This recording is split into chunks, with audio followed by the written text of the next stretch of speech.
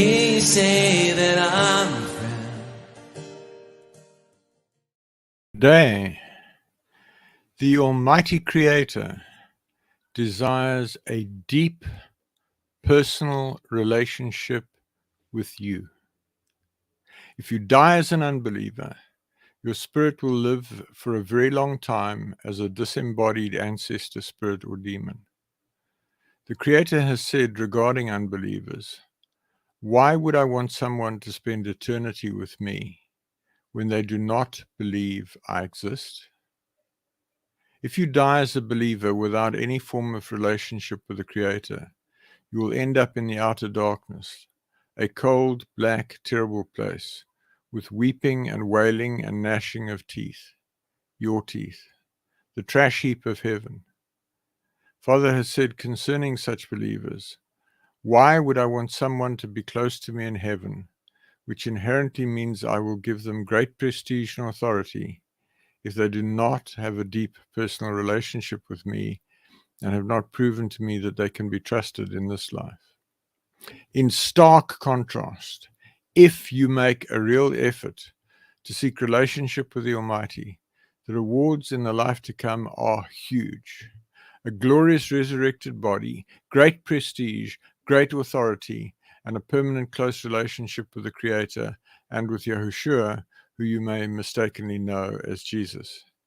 To put this all in context, the Almighty has said, "I created human beings, this planet and this universe, for men and women to be my friends, my companions, to explore and learn and develop together. My greatest grief is that almost no person understands this, let alone seek such a relationship with me." Today we're going to talk about the biggest error crippling mature anointed believers. In overview, this is probably the most challenging and most important message I've ever written. I'm still grappling with what I believe I've been shown, but it seems timiest to share this now.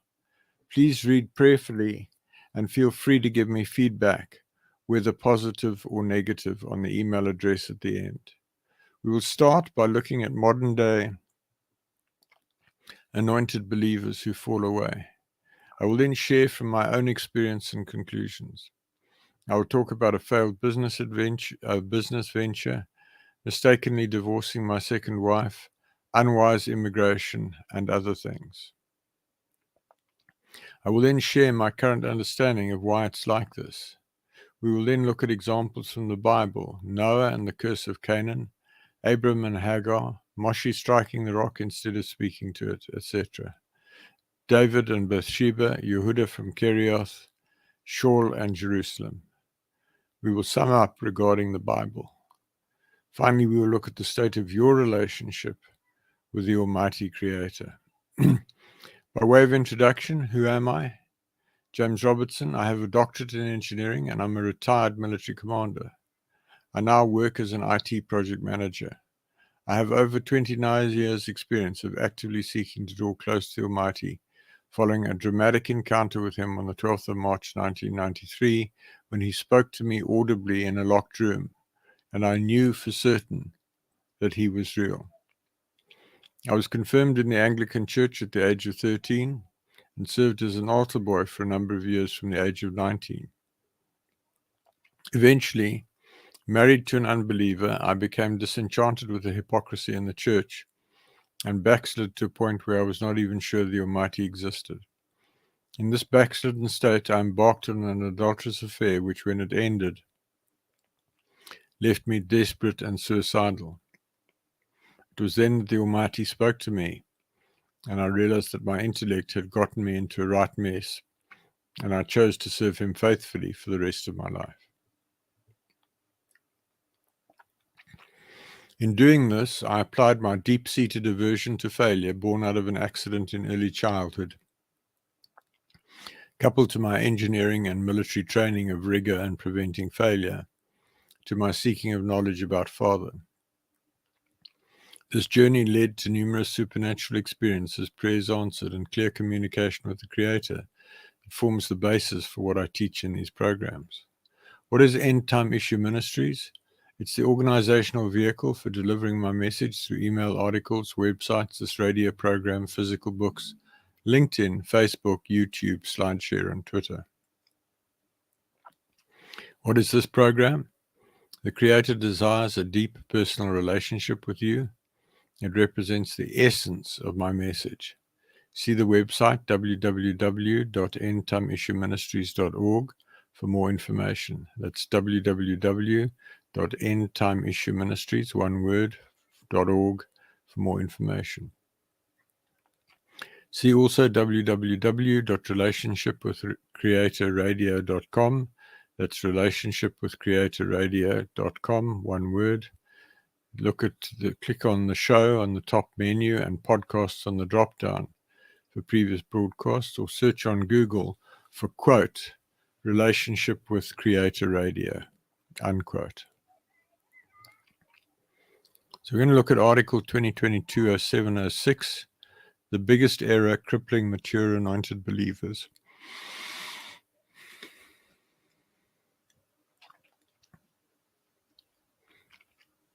This is probably the most challenging and most important message I've ever written.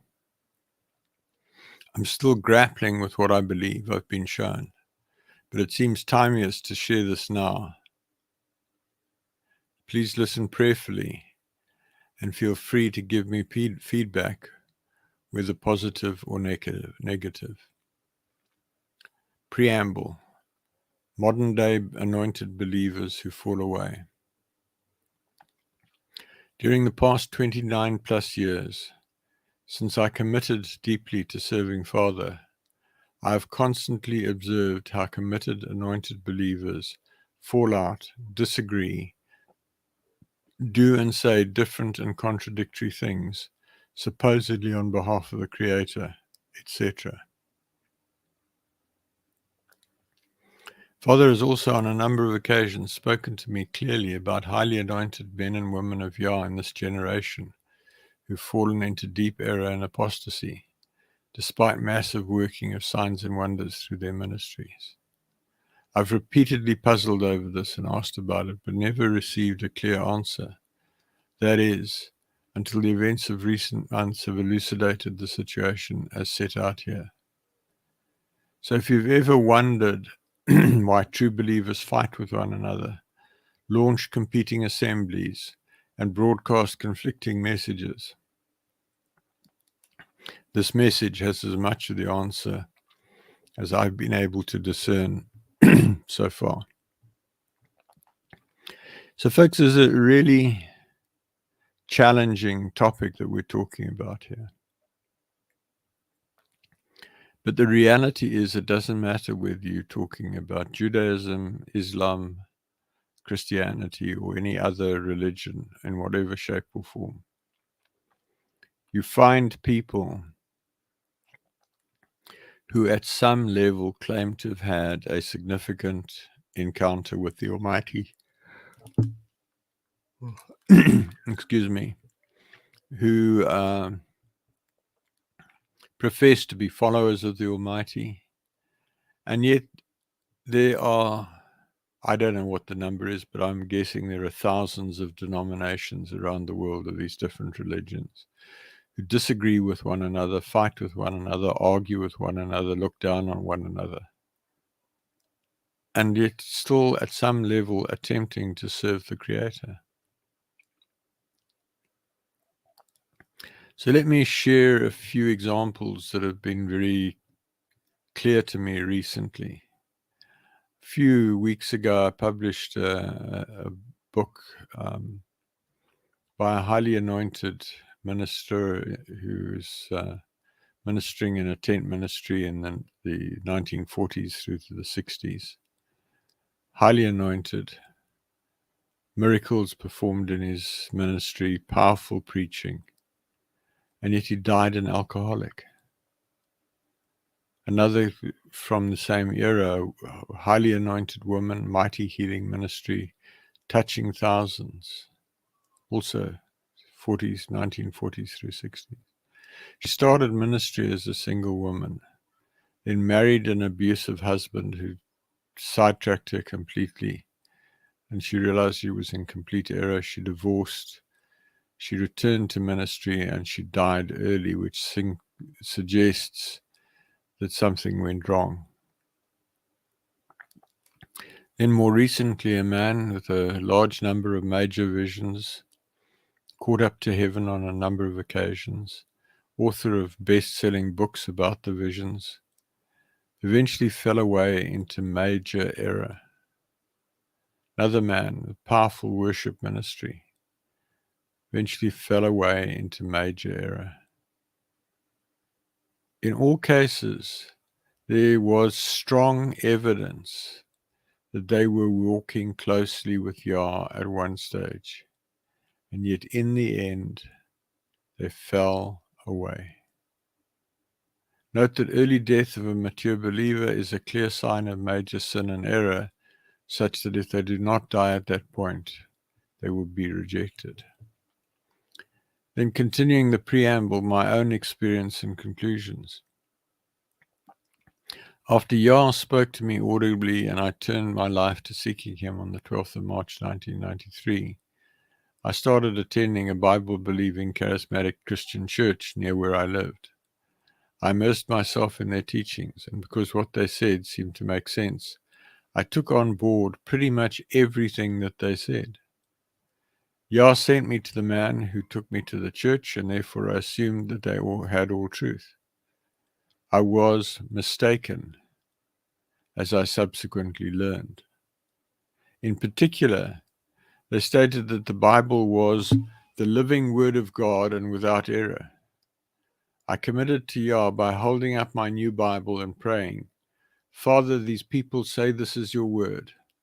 I do not understand it, but I choose to believe, and I ask you to answer all my questions. For 8 years, I walked in this belief, filled in something like 1,400-page notebooks of my prayer notes, my Bible reading notes, answers to questions, etc. Until in 2001, following a series of fasts seeking truth, Father clearly showed me and told me that the Bible was just a book, not his word, and was only about 2.5% inspired and contained errors.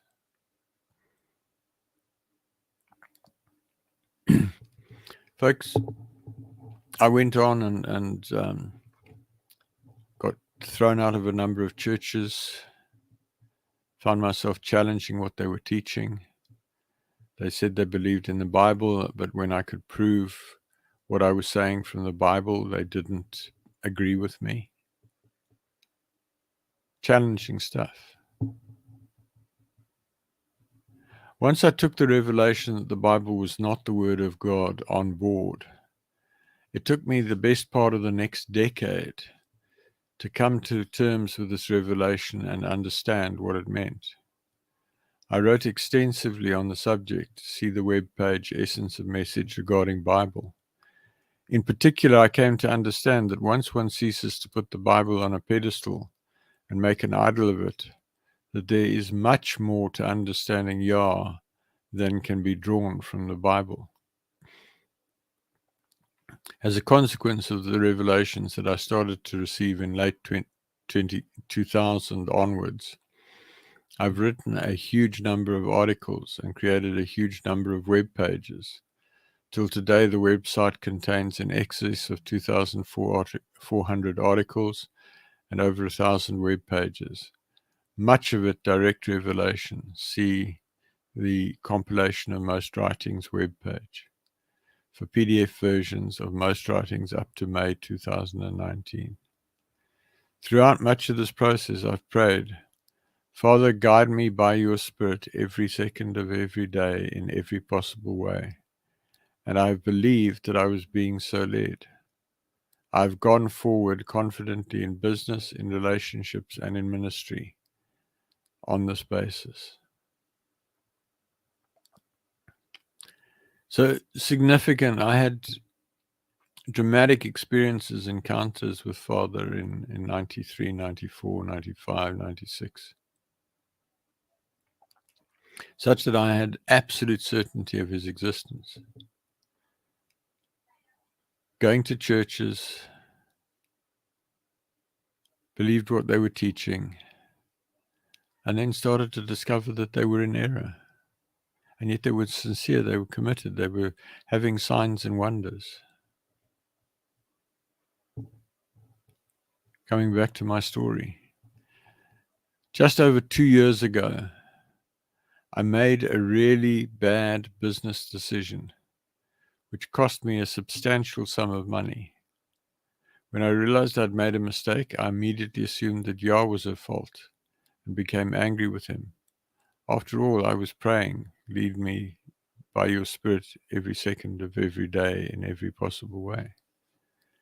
Once I'd calmed down, I was able to hear him say, "You never asked me what to do." And, "James, you are not a glove puppet. You have to make your own decisions." This was not the first time Father had told me that I was not a glove puppet. I'd written about it in January 2018. See the article 2018-01-01, "We Are Not Glove Puppets." And I'm fairly sure he had said this to me years earlier. For some reason, I did not fully internalize this. See also the essence of my message, "We're not a glove puppet." I course corrected in the context of that situation regarding the business substantial sum of money that I'd expended, and I launched a battle to get my money back, and I eventually succeeded. But I had to do the work. I had to write the emails. I had to make the phone calls. I had to keep at it until eventually they capitulated, admitted they were wrong, and gave me the money back. With regard to the message I just shared with you about not a glove puppet and I never asked, I continued to process this message and to learn from it. And on the 21st of May 2022, I added a correction to the prayer page regarding this. See prayer on the website. In May 2022, I published an article, "Myth of Led by Yah Every Second of Every Day." Concurrently with this, I continued to process. In early 2022, battling with financial lack, I finally recognized that I had lifetime covenants with 3 women, wives, who were not living with me and who were therefore unable to come into harmony with me. As I grappled with this, I eventually realized that there was no way that Father would have told me to covenant with any of these women. He informed me that in this age it is not possible for a woman who is not living with her man to come into sufficient harmony to prosper. See the page, Essence of Message, Reprobity of Believers, and Essence of Message, Overcoming Lack of Believers. So here I was, praying, "Father, lead me by your Spirit every second of every day and every possible." Very seductive prayer. I mean, it sounds great, doesn't it? And I prayed that for literally decades. Believed it intrinsically that I was being led. Went forward confidently in faith. And then I started to realize I was making mistakes. In the months that followed, one woman broke covenant with me and I divorced her. Her finances improved rapidly. Another woman divorced me because I was not complying with the default covenant terms to provide for her. See the message, the essence of the message through the Virgin's covenant. The third woman refused to divorce me and chose to remain in lack because of her love for me. My finances improved significantly, but within contractual constraints. As I grappled with these developments and the realization that there was no way that Father led me to marry any of these women, I started to realize that my life with Father was characterized by any number of comparable mistakes on my part, while believing I was being led by Father in every possible way. The more I thought about it and prayed about it, the more I realized that I'd made huge mistakes from the very start of my journey with Father, starting in March 1993. So a few examples. Business in 1993-94. Within a few months of coming back to Father, convinced by the teachings of my church that if I paid them tithes, Father would bless me abundantly, I entered into partnership with 3 other men, believing Father was leading me. The company launched a few months before the elections in South Africa accompanying regime change, and the economy shut down. I lost a huge sum of money keeping the business afloat, and a few years later, we went bankrupt. I realized recently, that seeing as how 2 of the men were unbelievers, one viciously so, and one was at best a nominal believer, there was no way Father would have led me into partnership with them. It was entirely my mistake. So here we see a classic situation of what you might call presumptuous faith. The church was teaching me if I paid tithes, Father would bless me. I was paying my tithes, I was paying offerings, I was buying recordings of teachings and worship songs, and buying books and reading the Bible every day and praying every day and having dramatic experiences. And yet I made a super bad business decision, something that I've never really recovered from. I went into business with people who were not suitable business partners, and then I tried everything in my own strength to make that business succeed, all the while paying my tithes, giving offerings beyond the tithes, convinced that it was Father's will for me to prosper in return for my tithes. Until years later, Father basically said to me, if you give your tithes to a ministry that is in error, you are yoking yourself to their error, and you will be judged along with them on the basis of the error that you have helped to finance. I stopped tithing.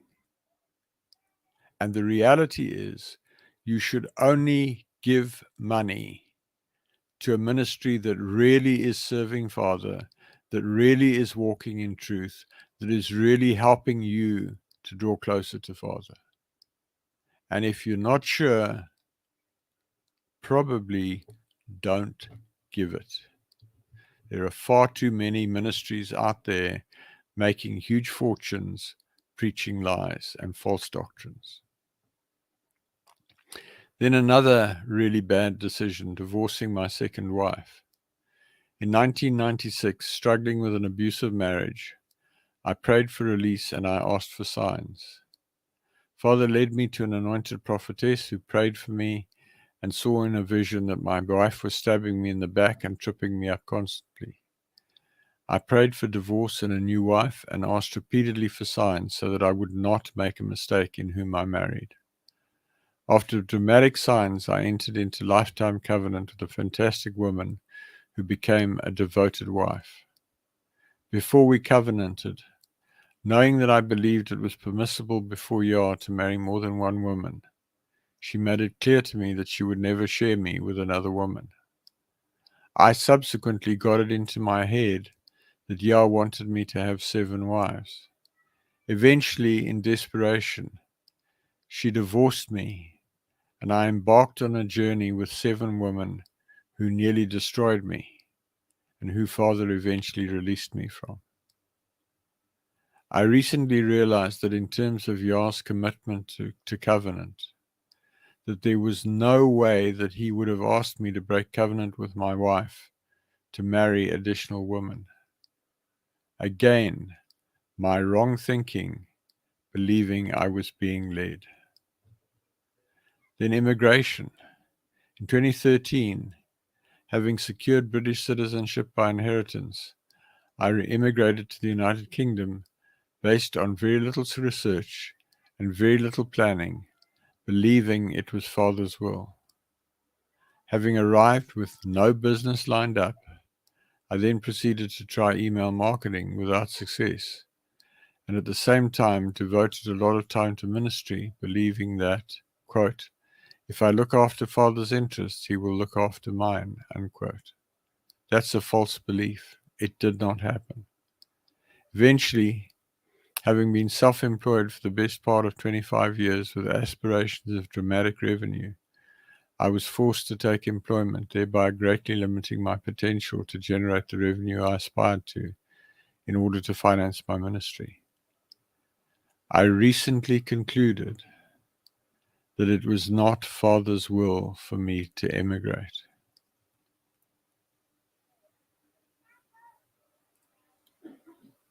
And you can ask me, James, how on earth can you have done that? And the answer is I don't really know. I can't really explain. All I know is that I was praying every night, at the very least, Father, guide me by your Spirit in every possible way, every second of every day, or similar words. And I was going forward with a settled assurance that my prayer was being answered every step of the way, every second of every day, and what I was doing, I was being led to do. And now in the last 6 months, I've had to come to the conclusion that the evidence clearly indicates I was mistaken, etc., etc., etc.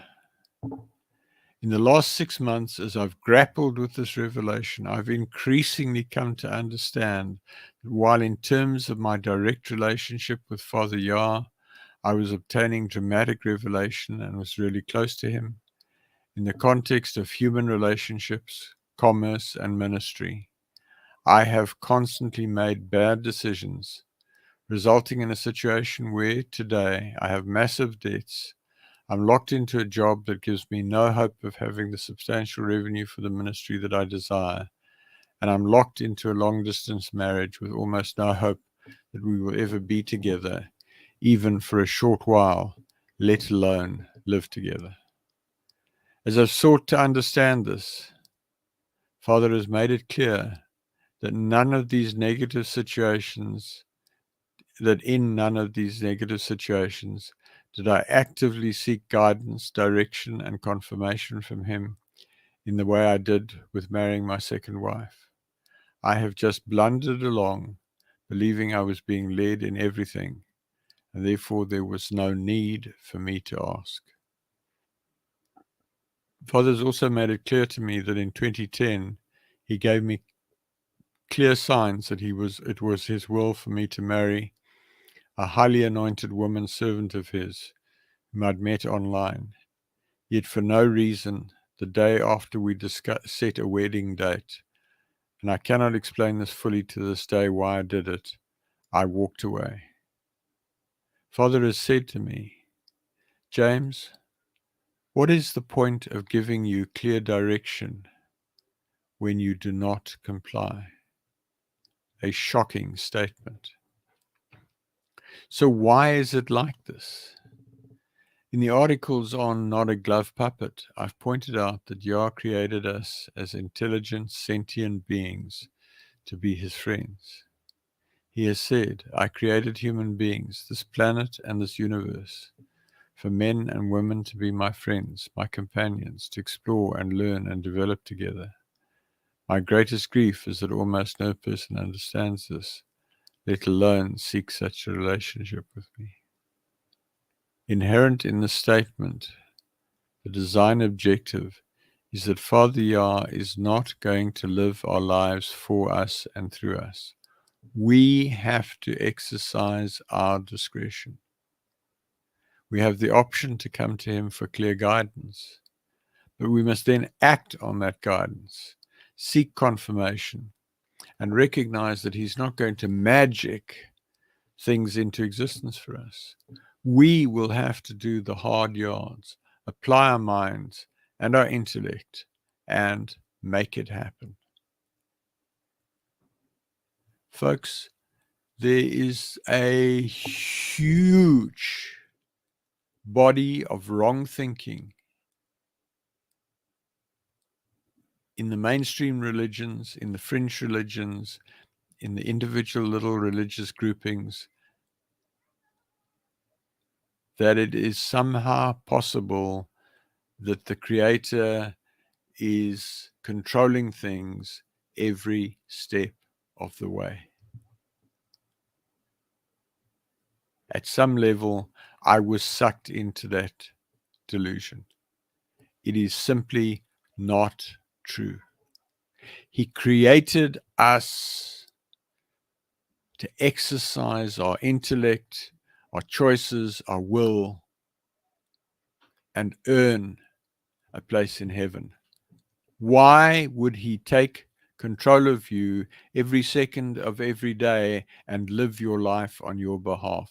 It's just not going to happen, folks. All sorts of stories about miraculous happenings that support other interpretation are at best suspect, more a function of coincidence than leading by Yah, or in the extreme event, an outworking of the satanic and demonic realm conspiring to lead committed believers into major error and financial or relationship bondage. To summarize, Yah wants partners who apply their intellect, not glove puppets. Folks, this is a really, really challenging message. I've grappled with it for months. I'm not sure that I fully understand it yet. And I don't think I fully understand the ambit and the scope and the magnitude of the mistakes that I've made. I keep getting flashbacks to different incidents in my life over the last 30 odd years. Walking with Father. Realize, well, you know what, that was wrong. You know what, that wasn't a sign.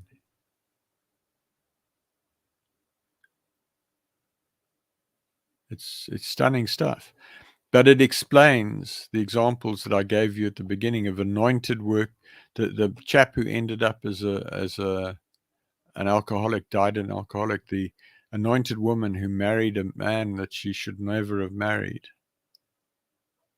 The anointed praise leader who's just gone off the rails. The anointed prophet and spokesman and writer who has not delivered his message and is in huge trouble with Yah.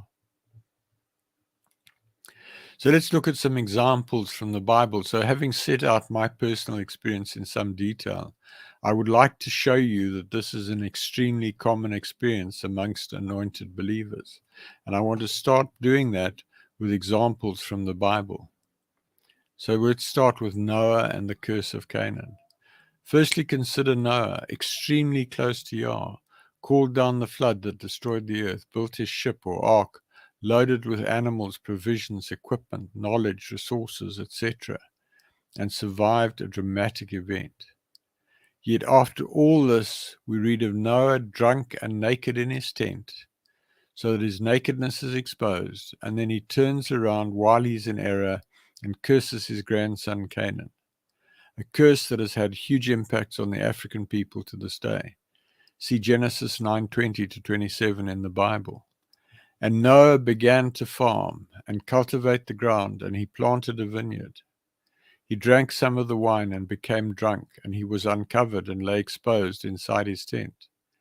Ham, the father of Canaan, saw by accident the nakedness of his father, and to his father's shame told his two brothers outside.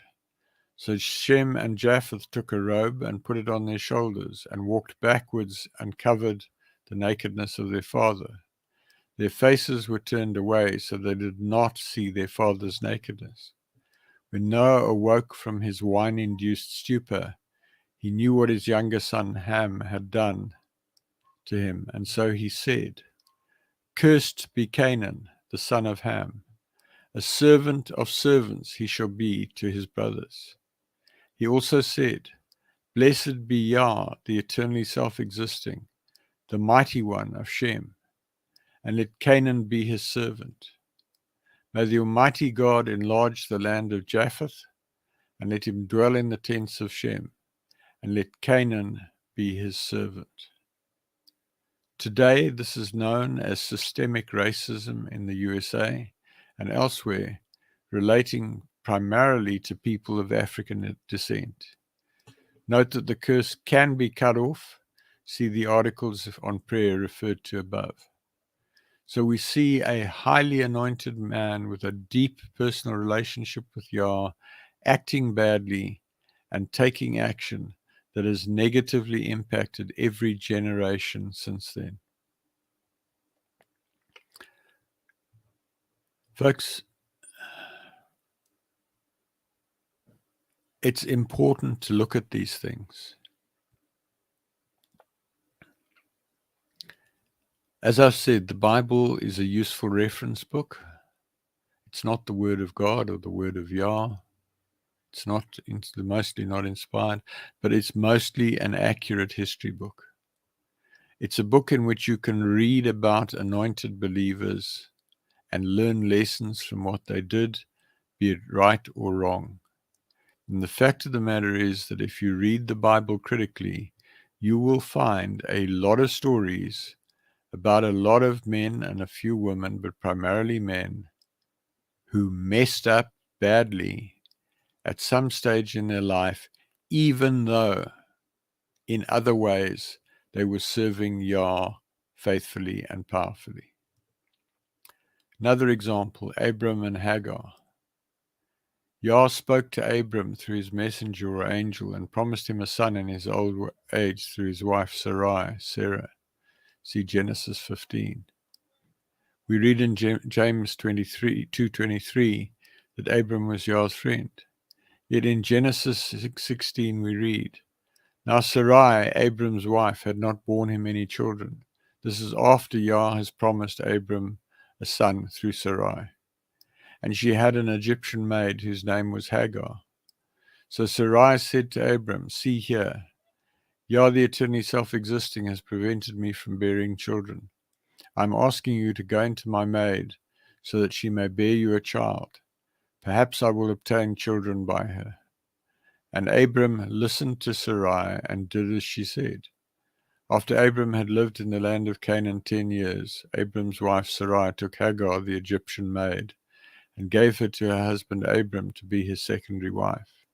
He went into Hagar, and she conceived, and when she realized that she had conceived, she looked with contempt on her mistress, regarding Sarai as insignificant because of her infertility.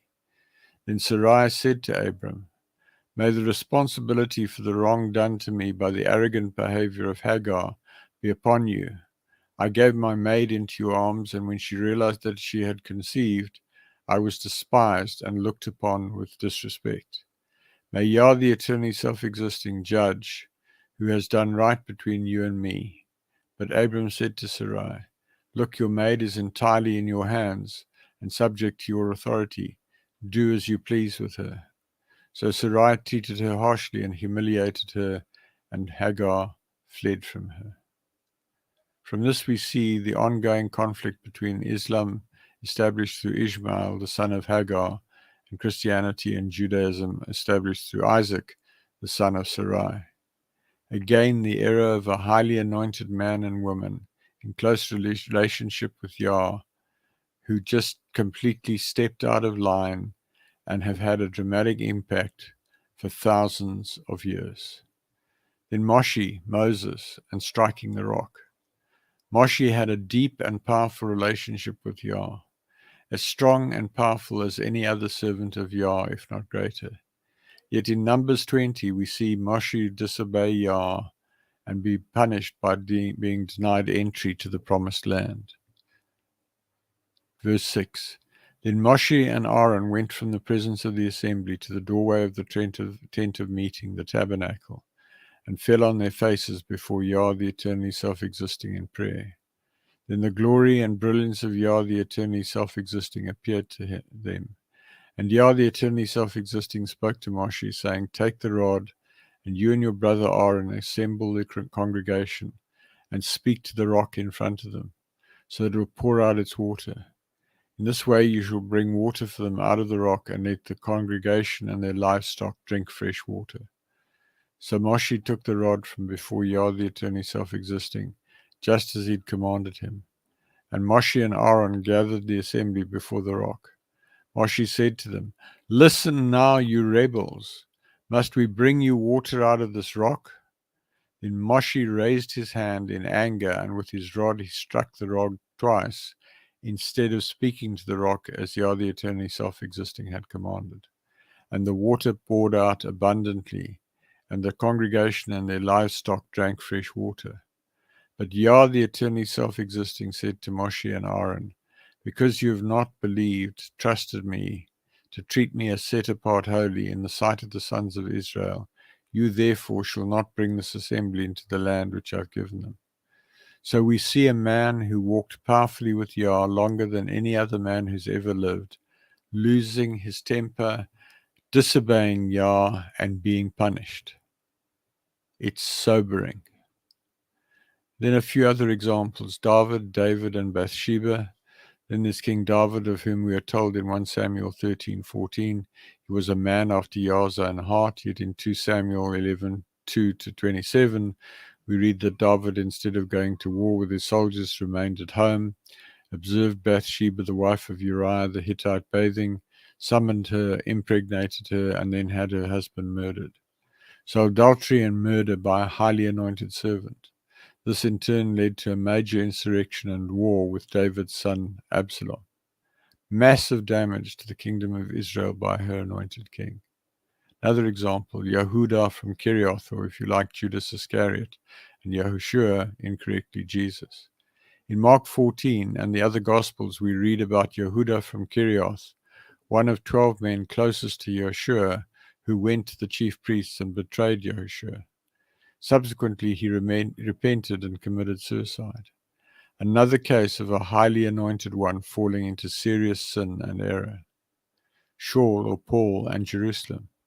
In Acts 20, we read of Shaul having traveled extensively, sharing the good news, the gospel, relating to Yeshua, is repeatedly warned by Yah of imprisonment if he goes to Jerusalem, yet he insists on going and becomes a prisoner, massively limiting his ability to minister for the rest of his life. Another case of a highly anointed one following his own leading into error and disobedience to Yah. Summing up, read the Bible. The Bible is full of examples of anointed men who made mistakes, got into error and sin. Further examples include Solomon, Samson, etc. Thus, the principle that I'm addressing in this article is substantiated by these examples, to be continued next week. So in wrapping up, I would like to ask you, what is the state of your relationship with the Almighty Creator? I'd like to ask you to critically examine where you are relative to the Almighty Creator today.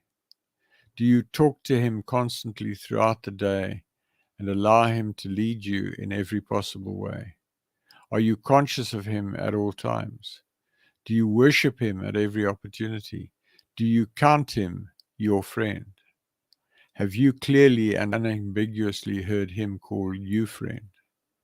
If not, you're failing in your life purpose and you will be bitterly disappointed when you die. Folks, this is such an important point. The only reason this entire universe exists is because Father wanted friends. And there is almost nobody on the earth today who is truly a friend. What are you going to do about it?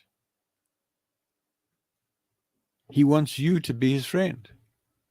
Not that person or that person or that person or that person or that person or that person. He wants you to be his friend.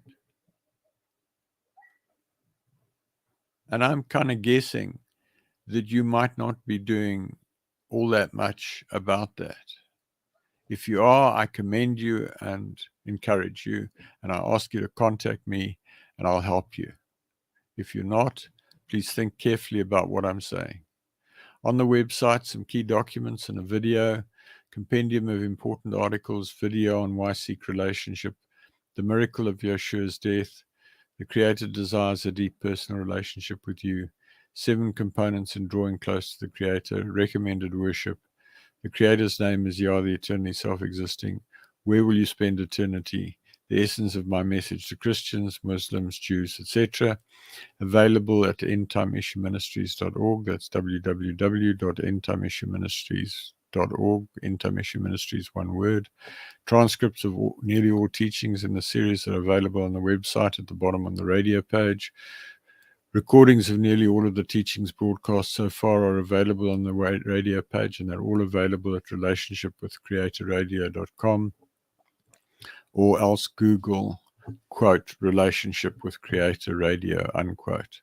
Books constituting a compilation of most writings published since 1998 till May 2019 are available near the bottom of the menu at the compilation of most writings page. I publish regular email articles. Email me on james@endtimeissueministries.org to be added to the list, or to seek counsel or prayer, or give me feedback. Visit the website and use the Google search, the article keyword cloud, the table of contents, and the article search to locate the information you're looking for. The Google search and the article search are in the right-hand sidebar menu. Just scroll down a bit and you'll find them. The Google search is particularly powerful. Google functionality across the entire website. As I've said, about 2,400 articles, over 1,000 web pages, likely to be answers to a lot of your questions on the website. In closing, thank you for listening. Please send me your questions to james@endtimeissueministries.org. Please email me to join the mailing list at james@endtimeissueministries.org. As I've said, that's Endtime Issue Ministries, one word, james@endtimeissueministries.org. Please email me if you found the broadcast challenging, interesting, whatever. I would love to hear from you. If you decide to draw close to the Almighty, please let me know, and I can connect with you by Skype, Zoom, Teams, email, telephone, so that I can help you with your journey. I hope to connect with you again next week, when I will continue to explore how to become a friend of the Creator. Work with me to make a way for Yeshua to return in victory at the end of the millennium and make his enemies his footstool. Folks, he wants you to become his friend. Doesn't matter your age, whether you're young or old, whether you're rich or poor, whether you're educated or uneducated, whether you're black or white or colored or whatever, whether you're short or tall, whether you're thin or fat, whether you're African, European, Asian, whatever, whether you've got blonde hair and blue eyes, or black hair and brown eyes, whatever. It doesn't matter, and it's a lie that you in some way are disqualified. He wants every one of us to be his friend, and right now virtually none of us are his friend. So I encourage you to step up to the mark, to accept the challenge, get on your knees and cry out to him, and contact me. Thanks so much. Good night. Father, I come to you, lifting up my hands.